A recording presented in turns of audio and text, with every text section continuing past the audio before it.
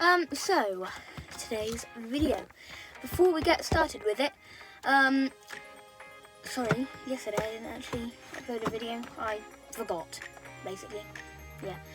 Never mind, we got one today. And another thing you can look forward to is the first ever Automotivania classic car review. Make sure you're subscribed for that. Do not miss it.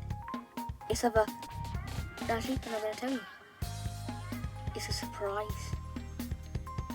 What I'll say is it's a classic car in the colour of maroon, and it's been hand restored. So yeah, that is something to look forward to. Okay, let's get on with the video.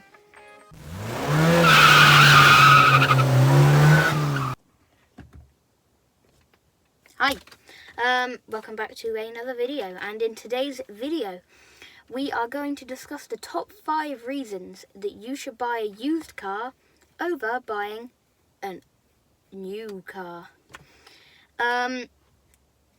Because that is what most people do anyway, they buy used, but for people who can afford to buy new, or can afford to get new on finance or something, yeah, maybe I'm going to tempt you into getting a used car and maybe saving some money by either buying it outright and not having a monthly thing, or just getting it for other reasons. So yeah, let's get started. And the reason at number 5 is tax. So in 2017, a flat rate of tax was payable of £140. I'm not entirely sure, but I think since then it might have been increased. But in 2017, £140 was a flat rate, even for electric Teslas or Priuses. Every single car, £140 tax. So if you buy a car that's prior to 2017 and it emits under 130 grams per kilometre of carbon dioxide, right, I need my science hat on because I'm having to say a lot of science units and science words. Carbon dioxide, gram per kilometre, tax. That's more financial. 130 grams per kilometre, then that will be £130 per year. So if your car emits between 121 to 130 grams per kilometre of CO2, then the tax will be £130. This is prior to 2017. It then jumps down a lot if your car is from 111 to 120 grams per kilometre of CO2 or carbon dioxide. It goes all the way down £100 to £30 per year, which is what it is on the 320D that I'm currently in right now. By the way, I'm not always in this car. I don't always film in this car, but today, as you can see on this badge, I am. So yes, and then £20 tax a year if your car emits 101 to 110 grams per kilometre of CO2. How I haven't messed up these letters and numbers yet, I do not know. Whew. Okay, number stuff over. So yeah, prior to 2017, your tax will be less if your car emits a certain amount or less of CO2. If it's higher than 130, then it goes up to 155, and then it will keep going higher and higher and higher and higher until you get to like 600, I think, is the maximum. Okay, so that's number 5. And at number 4, we have the regulations that were introduced.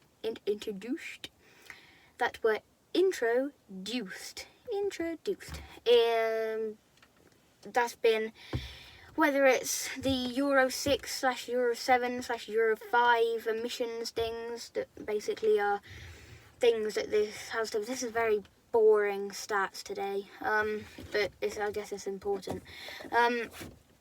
Yeah, so things like soft limiters, Audi are famous for that, where it just goes sounds like a dustbuster you use to mop up crumbs. Or even one of them toy hoovers. You know, them ones that 2-year-olds have that don't actually clean. So yeah, 3.5 to 4,000 revs, soft limiter. That reduces the CO2 and stuff coming out of your exhaust, I guess, when you're stationary. And I guess people don't want to listen to you revving your car. I don't know, people want to be relaxed and not hear cars. Who doesn't want to hear a car? I know a lot of people that don't want to hear cars, but I do. I love the sound of cars. That's the smell of cars as well. I know that's a bit of a controversial one. So yeah, things like catalytic converters and DPFs.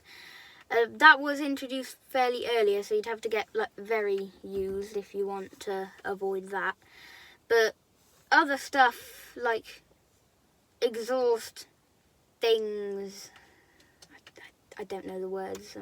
You probably don't either. I don't want to bore you with saying, oh yes, it's a exhaust fume carbon monoxide converter of air and water.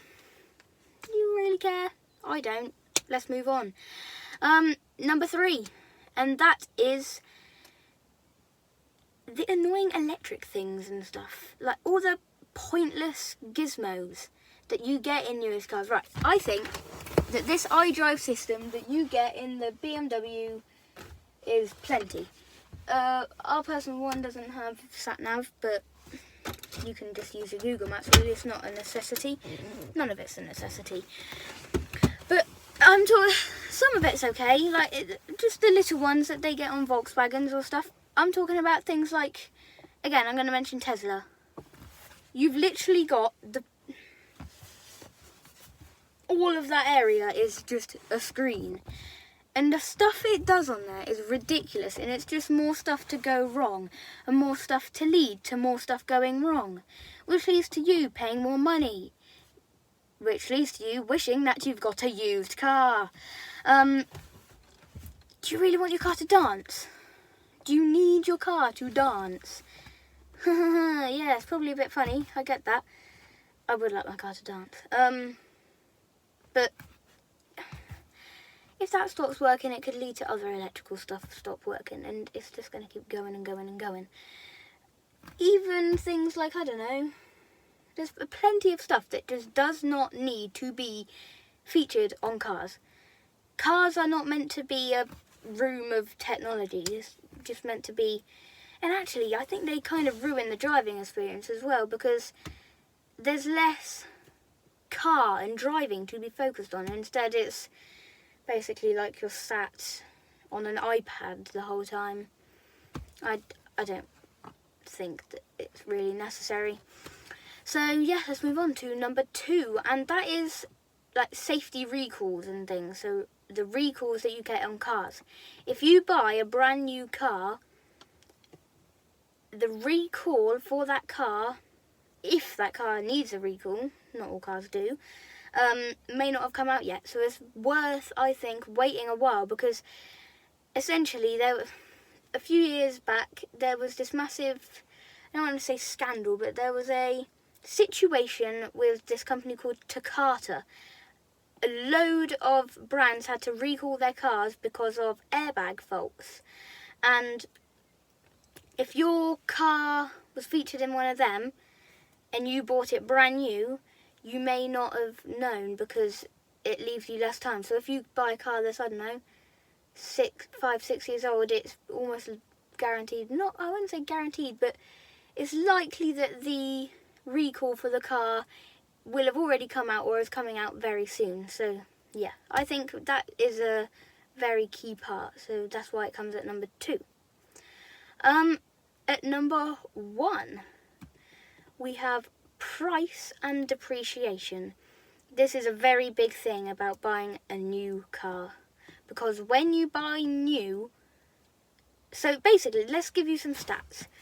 The average new car price is just under £29,000. So I think it's 28,888 something, I don't know. But let's round it up to £29,000. The average value that a car loses in 3 years is commonly it's about 40%. So we're going to use that as our average statistic. It's 40%. So if your car is worth £29,000 in 3 years' time, if I've got my maths right, it's going to be worth about £17,400. For buying used, that's great news. But for buying, if you've just bought new, you've lost out on over 10 grand there. So yeah, that's not exactly good. Which is why, again, another reason why just buy a used car. Even with like the older used car, for example, you can pick up a Insignia, Vauxhall Insignia, for about 2009 for under 2 grand. Not that I recommend you get that car because it is awful from my experience. If you want to find out why, then I recommend that you check out the Automotivania top 5 cars to avoid. But yeah, so that car was worth about the average about 28,000, I think, new. And yeah, under 2 grand now, probably because they're so bad, but depreciation, that can be very good for picking up a used car and not very good for a new one. So yes, you might have noticed that I have magically changed clothing and I'm probably stood a bit differently and that the lighting is very different. That's because we had a bit of a technical difficulty yesterday and I had to film the rest today. So yes, that's now 2 days without a video. I'm very sorry. Yeah, hopefully there will be one tomorrow. And like I said, look forward to this classic car review that is happening soon. And as always, other top 5s, other reviews, all sorts of videos. Be subscribed so that you know when that video goes up.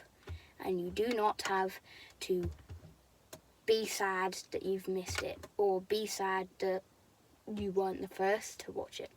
So yeah, thanks for watching, and I will see you on the next one. Thank you.